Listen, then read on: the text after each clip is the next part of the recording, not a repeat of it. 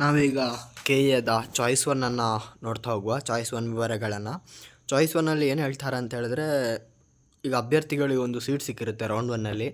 ಅದು 100% ಅಂದರೆ ಅವ್ರಿಗೆ ಒಪ್ಪಿಗೆ ಇದೆ, ಆ ಕಾಲೇಜಿಗೆ ಸೇರ್ತೇವೆ ಅಂತ ಹೇಳಿದ್ರೆ ಚಾಯ್ಸ್ ಒನ್ನನ್ನು ಕ್ಲಿಕ್ ಮಾಡಬೇಕಾಗುತ್ತೆ.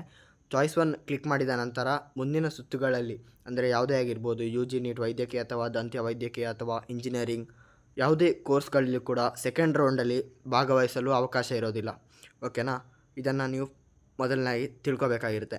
ನಂತರ ನೀವು ಚಾಯ್ಸ್ ಒನ್ನನ್ನು ಕ್ಲಿಕ್ ಮಾಡಿದ ನಂತರ ಕೆಲವು ಸ್ಟೆಪ್ಸ್ಗಳಿರ್ತದೆ, ಅದನ್ನು ನೋಡ್ತಾ ಹೋಗುವ. ಈಗ ಏನಂತ ಹೇಳಿದ್ರೆ, ನೀವು ನೋಡಿ ಇಲ್ಲಿ ನಾವು ನೋಡ್ತಾ ಹೋದರೆ ಮೊದಲನೇ ಹಂತ ಶುಲ್ಕ ಪಾವತಿ. ಶುಲ್ಕವನ್ನು ನೀವು ಕಟ್ಟಬೇಕಾಗುತ್ತೆ. ಬ್ಯಾಂಕಿನ ಒಂದು ಚಲನನ್ನು ಡೌನ್ಲೋಡ್ ಮಾಡಿಕೊಂಡು ನಂತರ ಎರಡನೇ ಹಂತದಲ್ಲಿ ಕನ್ಫರ್ಮೇಷನ್ ಸ್ಲಿಪ್ಪನ್ನು ಕೂಡ ನೀವು ಪೇ ಮಾಡಿದ ನಂತರ ಕನ್ಫರ್ಮೇಷನ್ ಸ್ಲಿಪ್ ಅಂತ ಬರುತ್ತೆ, ಅದನ್ನು ಡೌನ್ಲೋಡ್ ಮಾಡಬೇಕಾಗುತ್ತೆ. ನೆಕ್ಸ್ಟು ನೀವು ಮೂರನೇ ಹಂತವಾಗಿ ನೀವು ಸೀದಾ ಕಾಲೇಜ್, ಯಾವ ಕಾಲೇಜ್ ನಿಮ್ಗೆ ಅಲಾಟ್ ಆಗಿರುತ್ತಲ್ಲ ಆ ಕಾಲೇಜಿಗೆ ಹೋಗಿ ವರದಿ ಎಲ್ಲ ಕೊಡಬೇಕಾಗಿರುತ್ತೆ. ಮತ್ತು ಮೂಲ ದಾಖಲ ಇರುತ್ತಲ್ಲ ಅದನ್ನು ಕಾಲೇಜ್ ಅವ್ರಿಗೆ ಕೊಡಬೇಕಾಗುತ್ತೆ. ನೆಕ್ಸ್ಟು ಅವರು ಅದರಲ್ಲಿ ಒಂದು ಕಂಪ್ಯೂಟರ್ ಇರುತ್ತೆ, ಕಂಪ್ಯೂಟ್ರಲ್ಲಿ ನಿಮ್ಮ ಫೇಸ್ ರೆಕಗ್ನೇಷನ್ ಅಂದ್ರೆ ಮಾಡ್ತಾರೆ.